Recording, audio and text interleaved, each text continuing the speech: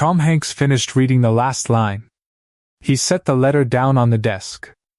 Then he stood up, without saying a word, and walked off the stage. Jimmy Fallon didn't move. The audience didn't move.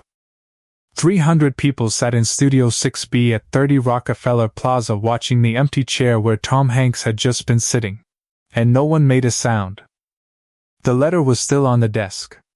It was still open. The cameras kept rolling. It was a Tuesday night in late October, and The Tonight Show starring Jimmy Fallon was exactly what it was always supposed to be. The set was warm.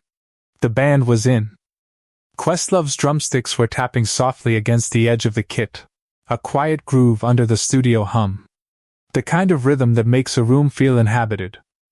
300 people had filed in from the street, handed in their phones, settled into their seats. They'd come to laugh. They'd come to see Tom Hanks. He was one of the most beloved men in America. Had been for longer than most of the audience could remember with any precision. He was the man who'd given the world Forrest Gump, Cast Away, Philadelphia, and something harder to name than any role, something that lived in the way he shook hands and answered questions and laughed at himself without performing the laugh. The audience trusted him before he said a single word. That was who Tom Hanks was. He'd been talking for about 12 minutes. The conversation was easy and warm. Jimmy had asked about a film.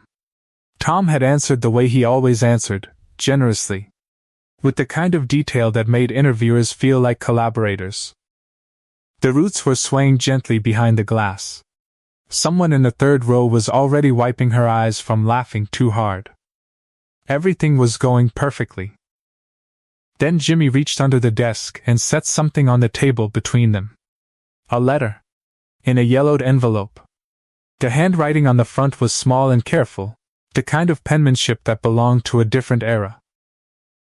Jimmy said, "Tom, I have to ask you about something. Someone sent this to our producers 3 months ago. They said they thought you'd want to see it. I almost didn't bring it out tonight. But I think I had to." Tom Hanks looked at the envelope without touching it for a moment. Then he picked it up slowly. The way you pick up something you're not certain you're allowed to hold. He turned it over once. His thumb moved across the handwriting on the front. He pulled the letter out carefully. He began to read. The studio had been loud a minute before. Now it was completely still. Questlove's drumsticks went quiet. The camera operators didn't shift.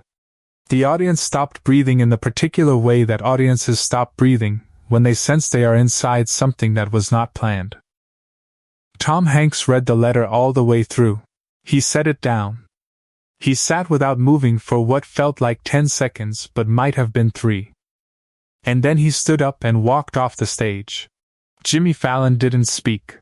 He looked at the letter on the desk. He looked at the empty chair. Then he looked at the audience, and there was nothing professional in his expression. Just a man sitting in a room where something had happened that he had not been prepared for. The entire studio froze. The audience didn't know what to make of it. Had he been upset by something? Had something in the letter offended him? He was 67 years old. Was he feeling all right? The questions moved through the room visibly, from row to row, face to face. 300 people who didn't know each other leaning together like a single body trying to understand something.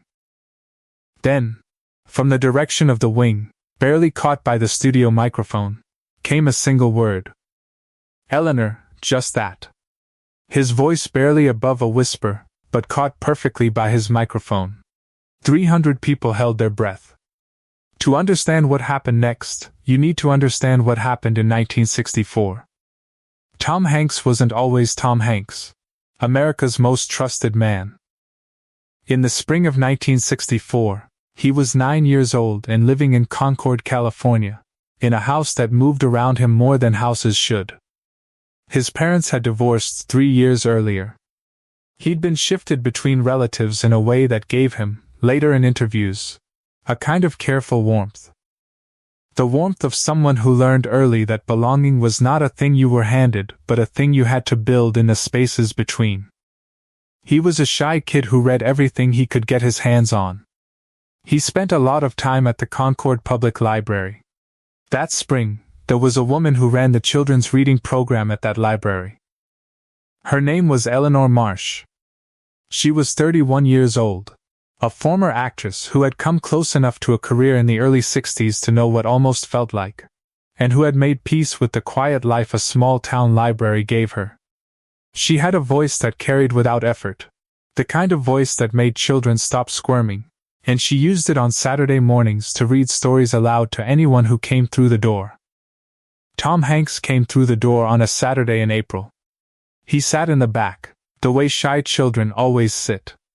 She was reading from a collection of short plays, simple things really, written for classroom performance. But she read them the way they deserved to be read, giving each character a different voice, pausing where the pauses mattered, letting the room sit in the silence after something sad. Tom sat in the back, and he didn't move for an hour. After the session ended, when most of the children had gone, he walked up to her with a question he'd been holding the whole time. He said, "How do you know when a character means what they're saying?" She looked at him for a moment. Then, she sat down so she was at his level and she said, "You feel it before you say it. The words come after the feeling. If you're doing it the right way, the character knows something you haven't figured out yet. Your job is to catch up." He didn't entirely understand what that meant, but he remembered it. He came back the following Saturday. And the one after that. By June, Eleanor Marsh had started setting aside plays for him specifically. Things she thought would interest a quiet, observant 9-year-old boy who asked better questions than most adults she knew. She wrote him a short letter that summer. A list of 10 plays she thought he should read before he was 15. With a note at the bottom that said, "You have a gift for listening. That's rarer than you know." He folded that letter and put it in the front cover of his library book. He carried it with him when his family moved later that year. He never went back to the Concord Library. Life moved the way it moves. Schools changed, cities changed. Everything that had felt permanent turned out to be temporary, except the things you kept inside you. He never forgot Eleanor Marsh. He would mention her once, briefly, in a 1994 interview around the time of Forrest Gump, saying only that a librarian in California had believed in him before he'd done anything worth believing in. Eleanor Marsh had seen that interview. She had clipped it from a magazine and kept it. She had written him a letter 3 times over the years and never sent any of them.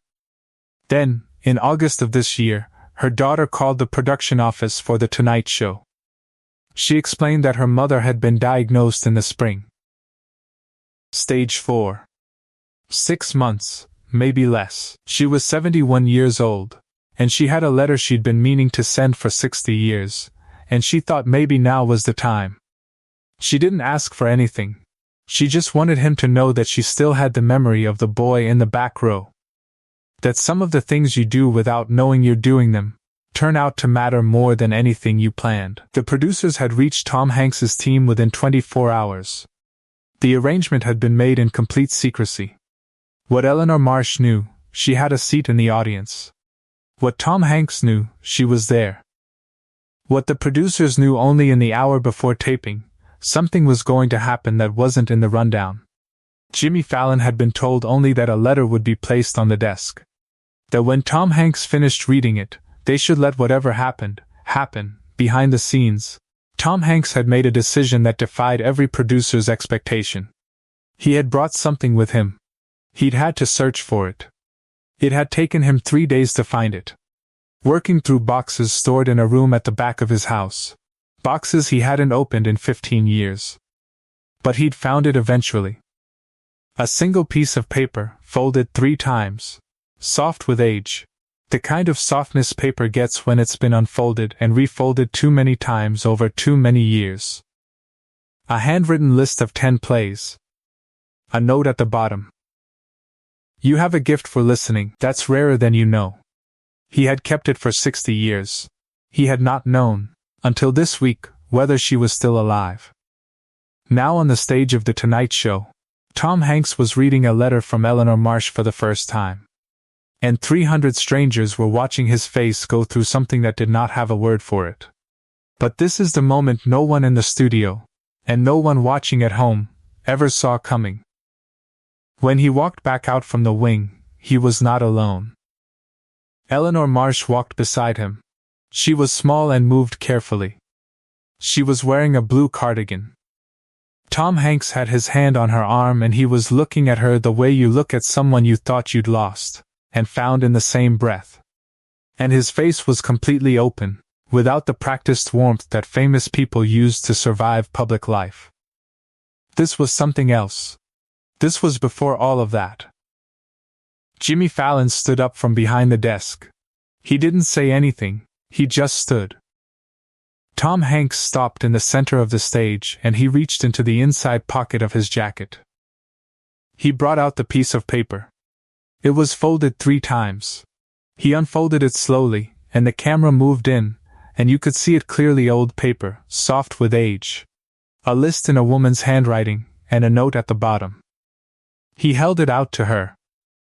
Eleanor Marsh looked at it and did not take it immediately. Her hands came up, and then stopped. She looked at him. Then at the paper. Then at him again. She said, "You kept it." His voice was barely above a whisper. He said, "Every year." "I looked at it every year." She said, "I didn't know."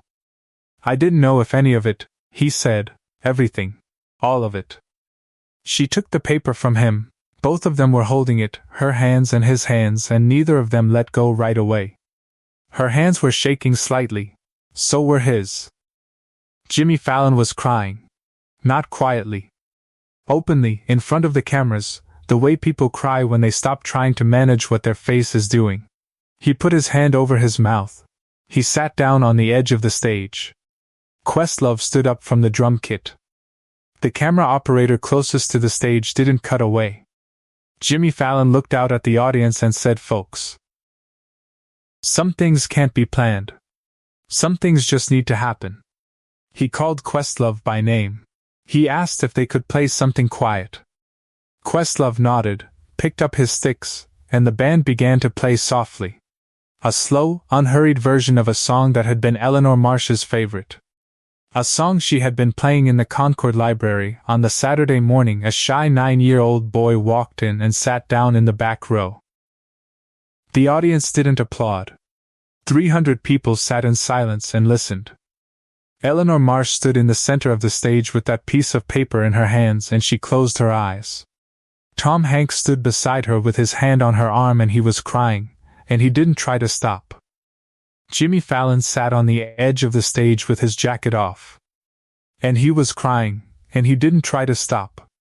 Questlove was crying. The camera operators were crying. In the audience, strangers were holding hands with people they had never met. Someone in the third row, the same woman who had been laughing an hour ago, had her head on the shoulder of the woman next to her. And neither of them had planned that. The music played. Share and subscribe. Make sure this story is never forgotten. After the show, Tom Hanks and Eleanor Marsh sat together in the hallway outside Studio 6B for nearly 2 hours. No cameras. No producers. A member of the crew who passed them twice said they were talking quietly and that Tom Hanks was laughing at something she had said. He hadn't laughed like that on television in years, the crew member noted later. Like he'd forgotten he was being watched. 3 months after the taping, Eleanor Marsh passed away at her home in Oakland, California. She was surrounded by her daughter and her 2 grandchildren. Her daughter said she had been calm. That she had seemed, in the weeks after the show, as though something had been resolved in her that had not been before. Tom Hanks attended the memorial in a private capacity. He did not speak publicly about it. He brought a copy of the program from a 1964 Saturday reading session at the Concord Public Library, which Eleanor's daughter had found among her mother's things. It now sits in a frame in her daughter's home. Jimmy Fallon keeps a photograph from that night on the desk in his dressing room. It is a photograph of Eleanor Marsh standing in the center of the stage holding that old piece of paper, her eyes closed, with the band playing behind her. He has said, in the months since, that it reminds him why any of this matters. Not the desk. Not the ratings. Not the cameras. The night before every taping, he looks at it. Because some people see you before you become who you are. And some of them are kind enough to write it down. And some of those pieces of paper survive everything. And some harmonies wait 60 years to be heard again. Choose kindness. Choose to keep going. Always.